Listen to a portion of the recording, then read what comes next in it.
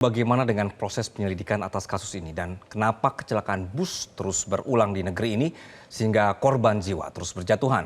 Kami akan membahasnya bersama Kasubdit Laka, Ditgakum Korlantas Polri, Kombes Pol Hotman Sirait, dan juga pengamat transportasi sekaligus Wakil Ketua Bidang Pengembangan Kewilayahan MTI Joko Setijowarno. Selamat sore, Bapak-Bapak. Selamat sore, Mas Anggi, Pak Hotman. Ya, baik. Saya akan ke Pak Hotman terlebih dahulu. Jadi Pak, untuk saat ini hasil olah TKP ini yang beredar adalah bahwa bus juga tidak sempat mengerem gitu ya. Memang begitu, Pak? Ya, baik. Untuk pertama-tama kami dari kepolisian menyampaikan duka cita atas peristiwa ini. Semoga almarhum semua diterima di sisi Allah Subhanahu Wa Taala dan keluarga yang ditinggalkan mendapatkan kekuatan, tabahan, serta yang masih dalam perawatan bisa kembali cepat sembuh. Perlu kami sampaikan terkait dengan olah TKP hari ini dari tim Traffic Accident Analysis dari Polres, di backup oleh Ditlantas Polda Jawa Barat, dan dari Korlantas pun melakukan asistensi tadi, Pak Korlantas juga ke TKP, itu tidak ditemukan sama sekali bekas rem dari kendaraan bus. Kalaupun ada yang bekas hitam, itu adalah drifting karena bukan pengereman, tapi karena tekanan mobil itu ke kanan, sehingga ada tekanan di ban sebelah kanan itu meninggalkan bekas hitam. Tapi sama sekali itu bukan bekas rem, hanya sedikit sekali seperti itu. Jadi itu yang pertama ditemukan di TKP, tidak ditemukan sama sekali bekas rem, gitu Mas. Baik, baik. Untuk PO-nya sendiri seperti apa Pak? Sudah ada pemeriksaan? PO-nya sudah kita hubungi, dan dari dokumen-dokumen yang ada memang ada yang perlu dicermati lebih dalam dan melibatkan stakeholder lainnya juga terkait dengan kelayakan jalan. Dan tadi juga di tempat barang bukti dilakukan pemeriksaan oleh teman-teman dari KNKT dan BPTD begitu tentang kelayakan fungsi pengereman dari kendaraan bus tersebut. Hasilnya kita masih menunggu, begitu. Masih menunggu ya. Saya akan coba ke Pak Joko. Ya. Pak Joko, ini ada dugaan bahwa busnya dirombak bodinya, deknya, sehingga membuat sasis ini tidak kuat dan bisa saja berdampak pada rem gitu. Kalaupun nih misalnya sasisnya kuat, tapi bagaimana dengan mesin dan kemampuan remnya gini? Apakah mengimbangi? Nah ini kenapa bisa bobol, Pak Joko? Ya, saya kira nanti kalau yang lebih detail seperti itu kita tunggu dari KNKT ya. Kita belum bisa menduga-duga, nanti ini KNKT akan lebih detail lagi. Namun saya akan memberikan informasi kalau kecelakaan kita itu kan penyebabnya hanya dua sebenarnya sebagian besar ya. Kalau nggak sopirnya ngantuk ya remnya blong, itu aja. Hal-hal lainnya kecil lah. Artinya itu yang sering terjadi dan itu kejadiannya mesti di atas jam 12. Saya coba telusuri PO bus ini seperti apa sebenarnya. Ternyata dia itu buatannya 2006. 2006 berada di Jawa Tengah, kemungkinannya itu pernah digunakan bis AKDP. Jadi kalau lihat usianya sudah 18 tahun gitu kan. Nah, kalau ditanya berikutnya, kira-kira layaknya berapa tahun ya? Kita melihatnya ya dari kirnya saja. Kir itu tiap 6 bulan. Dari setiap 6 bulan itu akan ketahuan kira-kira masih layak atau tidak. Cuman kir ini juga disangsikan juga kirnya beneran atau kir titipan. Okay. Itu yang masih ada terjadi di Indonesia. Kita tidak usah menutupi itu bisa terjadi gitu ya. Tapi ini nampaknya kirnya terakhir itu nggak salah 6 Juni 2023, berarti harusnya kemarin ya, 6 Desember 2023. Itu yang kami telusuri. Jadi rata-rata bis-bis pariwisata itu ya tidak semuanya ya. Sebagian kalau kecelakaan seperti ini itu bekas bis reguler, entah AKAP atau AKDP yang sudah beroperasi 5-7 tahun, kemudian dibeli oleh perusahaan lain menjadi bis pariwisata atau digunakan bis karyawan, biasanya gitu. Karena kalau pariwisata karyawan kan tidak tiap hari sehingga masih dimungkinkan. Tapi apakah itu boleh atau tidak? Nah, pemeriksaannya kir itu setiap 6 bulan. Namun di sela-sela itu juga ada namanya perusahaan itu harus punya sistem manajemen keselamatan SMK. Nah, inilah yang SMK kita itu belum sempurna seluruhnya perusahaan itu memilikinya. Memang ini baru proses 2019, namun karena pandemi tertunda, ini baru dimulai. Saya kira bis pariwisata itu jumlahnya itu 16 ribuan. 16 ribu itu yang berizin baru sekitar 10 ribuan. Jadi 6 ribu itu lihat tidak berizin. Mungkin yang murah-murah tadi tawarannya. Pak Nah, Joko, masyarakat ya. kita itu jadi yang murah-murah itu. Tapi kan murah bisa berangkat, nggak bisa pulang. Nah, ini yang jadi persoalan. Baik, Makanya Pak Joko, kalau seperti ini tapi nggak berulang, instansinya, harus ada tindakan tertentu juga. Nah, ya. kalau enggak ini saya yakin nanti berulang hal yang sama juga akan terjadi, tinggal tempatnya di mana. Gitu. Oke, kalau ketika KIR ini bermasalah seperti ini, seharusnya instansinya siapa yang tanggung jawab, Pak Joko?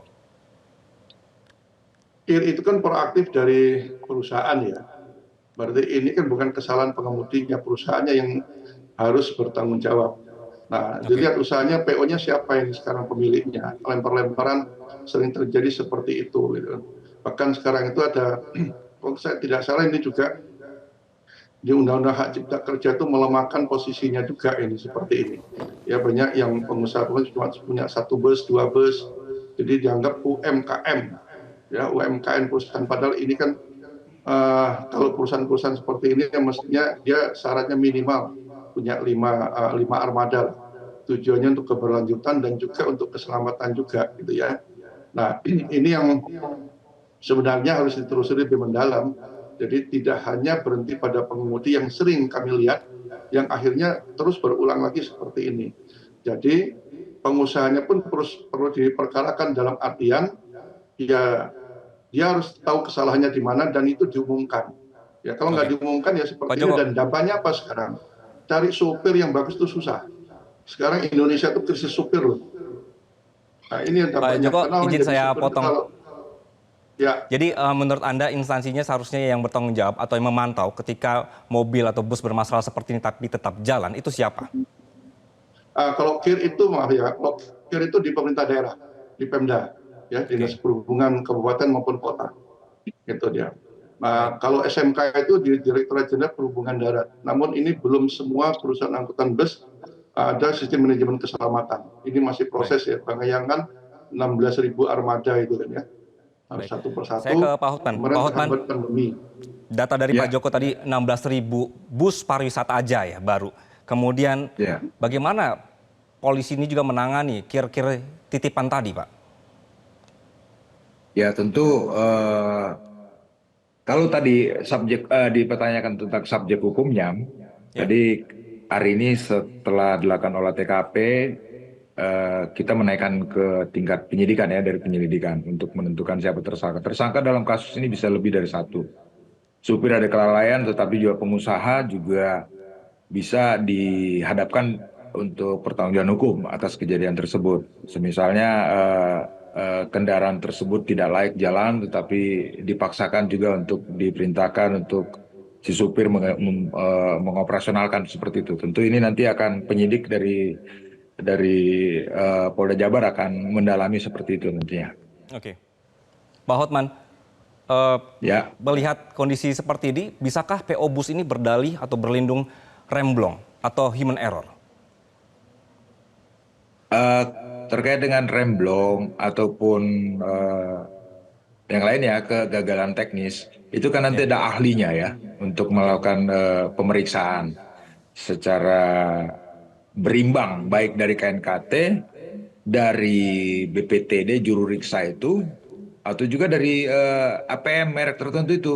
Karena nanti APM itu juga akan melihat, Pak, ini bukan standar pabrikan kami, sudah mulai perubahan dan segala macam seperti itu. Jadi ini tidak support fungsi pengereman dengan sasis atau dimensi yang sudah berubah begitu. Harusnya kalau dimensi berubah tentu atau sumbunya perlu ditambah sehingga fungsi pengereman juga harus ditambah sehingga mampu untuk melakukan pengereman. Satu lagi Mas Angga ya, jadi di TKP ini itu memang kontur tanahnya kan naik turun. Ini kebiasaan supir itu selalu servis brake yang digunakan. Dia tekan-tekan terus, jadi itu yang memicu terjadinya pemanasan ya, pemuaian di ruang tromol rem itu. Ini yang akhirnya mengakibatkan daya kompresi dari minyak rem itu berkurang. Itu yang dibilang orang remblong seperti itu. Jadi sebenarnya bisa dia untuk menggunakan engine brake dulu, pindah gigi seperti itu. tapi lebih sering menggunakan eh, rem rem servisnya gitu. Jadi ini yang jadi ya kalau dipakai rem-rem terus akhirnya panas dan akhirnya bisa blong. Di tempat Baik, itu Pak juga Hotman, sebenarnya sudah saya ada potong di situ, upaya-upaya Pak. untuk ya. Ya, saya izin potong di situ. Berarti Anda setuju kalau bus ini memang tidak layak dan juga ditambah lagi kemampuan dari supir yang juga tidak layak? Ya, ini saya sampaikan pada umumnya seperti itu. Tentu ini akan kita dalami ya dari si pengemudinya, kemudian dari ahli terkait dengan kondisi kendaraan itu tersebut. Karena ini kan antara pengemudi dan kendaraan tentu dalam pesat bergerak itu akan berkorelasi gitu. Bagaimana kesibukan dia dalam berkendara di situ, apakah dia kesulitan mengendalikan kendaraannya atau kesulitan dalam beradaptasi geografis di situ, kurangnya rambu atau dan sebagainya seperti itu nanti kami dalami seperti itu.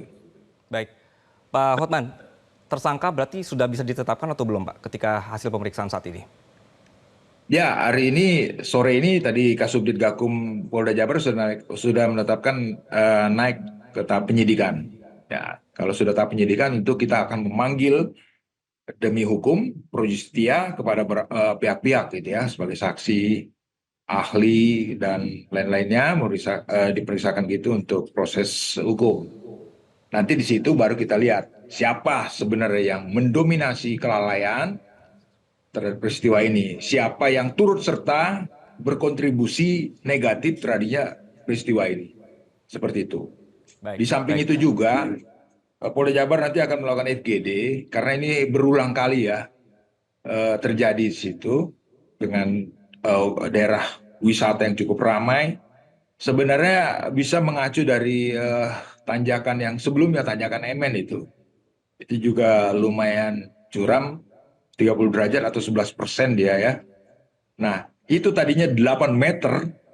Nah, pemerintah daerah itu kembangkan menjadi 12. Jadi 12 meter lebar. Jadi ada kesempatan bus itu mengambil bagian paling kiri seperti itu, paling pinggir seperti itu. Baik, baik.